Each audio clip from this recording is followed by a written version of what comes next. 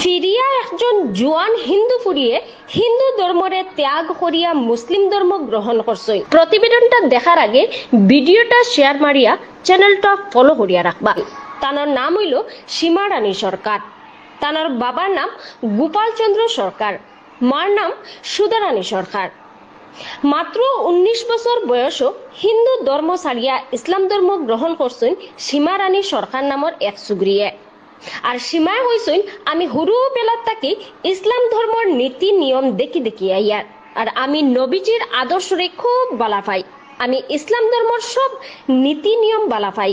আর আমি নিজের ইচ্ছায় ইসলাম ধর্ম গ্রহণ করছি।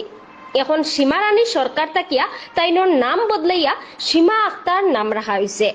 সীমা আক্তার বাংলাদেশের বগুড়া জেলার নিবাসী। নিউজটা ভালো লাগলে নিউজ 8 চ্যানেলটা ফলো করিয়া একটা শেয়ার মারবা।